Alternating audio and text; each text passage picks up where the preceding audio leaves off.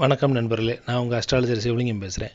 இன்றைய பதிவில் எதை பற்றி பார்க்க போகிறோம்னா, இன்றைக்கு நம்ம ரொம்ப முக்கியமான ஒரு தலைப்பை பற்றி பார்க்க போகிறோம்.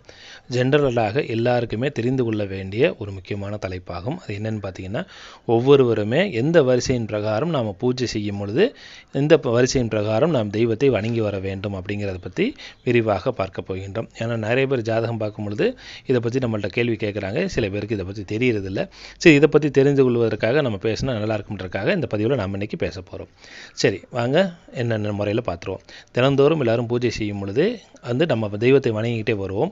ஆனால் அது வரிசை பிரகாரம் வழிபாடு செய்வதே சிறந்த அமைப்பாகும். எந்த வரிசையின் பிரகாரம் செய்யணும் அப்படின்னு பார்த்தீங்கன்னா, முதல்ல நமது குடும்பத்தில் இருக்கக்கூடிய குடும்ப தெய்வத்தை முதலில் வணங்க வேண்டும். குடும்ப தெய்வம் அப்படின்னு என்னென்னு பார்த்தீங்கன்னா, சிலரது வீட்டில் கன்னி தெய்வ வழிபாடு இருக்கும்.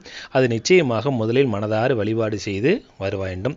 எந்த வேலைக்கு போகிறதுக்கு முன்னாடியும் நம்முடைய குடும்ப தெய்வத்தை கன்னி தெய்வத்தை வழிபாடு செய்து வருவது நல்ல யோகத்தை செய்யும். அவர்களுடைய பாதுகாப்பும் அறனும் எப்பொழுதும் நமக்கு இருக்கும். அதற்கடுத்தாப்புல குலதெய்வம் என்பது நமது பூர்வீக ஊரிலோ அல்லது பூர்வீக ஊருக்கு அருகிலோ இருக்கக்கூடிய தெய்வமாகும். இந்த குடும்ப தெய்வம் குலதெய்வம் இரண்டுமே பார்த்தீங்கன்னா நமது முன்னோர்களே குறிக்கக்கூடியதாகும். முன்னோர்கள் என்பது இவர்கள் பார்த்தீங்கன்னா நமது குடும்பத்தில் வாழ்ந்து மறைந்த நமது முன்னோர்கள் பெரியவர்களையே இந்த குடும்ப தெய்வம் குலதெய்வம் குறிக்கக்கூடியதாகும். இந்த இரண்டு தெய்வங்களும் ரொம்ப ரொம்ப முக்கியமானது. இவர்களது பெயரை பலமுறை உச்சரித்து வழிபாடு செய்ய வேண்டும். நம்ம தெய்வத்தை வணங்கும் பொழுது பூஜை செய்யும் பொழுது பல முறை இவர்களது பெயர்களை உச்சரித்து வழிபாடு செய்ய வேண்டும். ஆக நம்ம எத்தனை முறை உச்சரித்து வழிபாடு செய்யும் பொழுது அவ்வளவு தூரத்துக்கு அவர்களுடைய அன்பும் ஆதரவும் நமக்கு கிடைக்கக்கூடிய அமைப்பாகும். அப்போ தான் அவர்களுக்கு நம்ம மேலே ஒரு பிரியம் இருக்கும். நாம் பிரியத்தோடு அன்போடு அழைக்கும் பொழுது நிச்சயமாக அவர்களுடைய அருள் நமக்கு கிடைக்கக்கூடிய அமைப்பாகும். அதற்கடுத்து பார்த்திங்கன்னா கிராம தெய்வம். இந்த கிராம தெய்வம் என்பது நாம் எந்த ஊரில் வசிக்கிறோமோ அந்த ஊரை ஆட்சி செய்யக்கூடிய தெய்வமாகும். உதாரணத்துக்கு பார்த்திங்கன்னா மதுரையில் இருக்கக்கூடிய மீனாட்சி, இப்போ கோயம்புத்தூரில் இருக்கக்கூடிய கோணியம்மன், இந்த மாதிரி மிகவும் பிரபலமான அந்த ஊரை கட்டுப்பாட்டில் வைத்திருக்கக்கூடிய தெய்வங்களை நாம் அதுக்கு அடுத்தாப்புல வழிபாடு செய்கிறோம். ஏன்னு கேட்டிங்கன்னா, நாம் அந்த ஊரில் வசிக்கும் பொழுது அந்த ஊரில் இருக்கக்கூடிய இந்த தெய்வங்களுடைய கட்டுப்பாட்டில் தான் நாம் இருப்போம். அதற்கடுத்தாப்புல கிரக தெய்வம் என்பது என்னன்னு பார்த்தீங்கன்னா, நமது முன்னோர்கள் வழியாக வணங்கிய தெய்வமாகும்.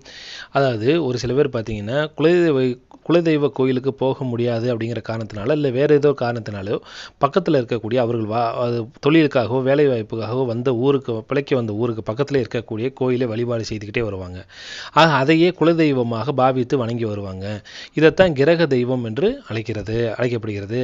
சில பேருக்கு பார்த்தீங்கன்னா அவர்களுடைய குலதெய்வத்தின் பேரும் அந்த பக்கத்தில் இருக்கக்கூடிய இவர்கள் பிழைக்க வந்த ஊரில் இருக்கக்கூடிய தெய்வத்தின் பேரும் ஒரே பேரில் இருக்கும். இவர்கள் என்ன செய்வாங்கன்னா அதே குலதெய்வமாக நினைச்சு பாவித்து வணங்கிக்கிட்டே வருவாங்க. அந்த குலதெய்வ கோயிலுக்கு போகாமலே நாளடைவில் வருஷங்கள் ஆகும் பொழுது அந்த குலதெய்வ கோயிலுக்கு போகாமலே விட்டு போயிடும். இந்த மாதிரியான காரணங்களில் வரும் பொழுது இது கிரக தெய்வம் என்று அழைக்கப்படுகிறது. ஆனால் என்னதான் குலதெய்வ பேர் ஒரே பேரில் இருந்தாலும் கூட நமது குலதெய்வம் என்பது நமது பூர்வீக ஊரில் இருக்கக்கூடிய ஆதியில் நமது முன்னோர்கள் வழிபாடு செய்த குலதெய்வமே நமது குலதெய்வம் ஆகும். இந்த மாதிரி நம்ம பேர் ஒன்றாத்தானே இருக்குன்னு நம்ம இங்கே பக்கத்தில் இருக்கக்கூடிய கோயிலை வணங்கக்கூடாது. அது வணங்குறது நல்ல அமைப்பு தான். ஆனால் வணங்கவே கூடாதுன்ற அமைப்பு இல்லை, வணங்கலாம். ஆனால் குலதெய்வம்ன்றது நம்ம எங்கே முன்னோர்கள் வணங்கினாங்களோ அதுவே நமது குலதெய்வமாகும். இதன் பெயர் கிரக தெய்வம் என்ற அமைப்பில் வரக்கூடியது. இந்த தெய்வத்தை வணங்கலாம், ஆனால் குலதெய்வமாக நம்ம எடுத்துக்கொள்ளக்கூடாது. இதுதான் எங்களுடைய குலதெய்வம்னு நம்ம நினச்சி வாழக்கூடாது. நம்முடைய குலதெய்வம் என்பது நமது முன்னோர்கள் வழிபாடு செய்த இடம் எதுவோ அதுவே நமது குலதெய்வமாகும். ஆக இந்த தெய்வத்தின் பேர் கிரக தெய்வம் என்று அழைக்கப்படுகிறது. இறுதியாக இஷ்ட தெய்வம். இது அவரவர் பிரியத்திற்குரிய தெய்வங்களாகும். இன்றைக்கி இருக்கக்கூடிய ட்ரெண்டின் பிரகாரம் நிறைய பேர் வேறு வேறு விதமான தெய்வங்களை வணங்குவார்கள். சில பேர் இப்போல்லாம் பார்த்தீங்கன்னா சாய்பாபாவை அதிகமாக வணங்குவார்கள். அவர்கள் இஷ்ட தெய்வமாக இருக்கலாம். சில பேர் விநாயகர் சில அதிகமாக வாங்கி குவிப்பாங்க. விநாயகரை ரொம்ப பிடிக்கும். விநாயகர் மந்திரத்தை உச்சரிச்சுக்கிட்டே இருப்பாங்க.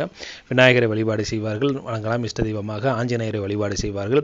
சில பேர் பார்த்தீங்கன்னா சிவன் மேலே பைத்தியமாகவே இருக்கக்கூடிய நபர்கள் நிறைய பேரை நான் பார்த்துருக்கேன்.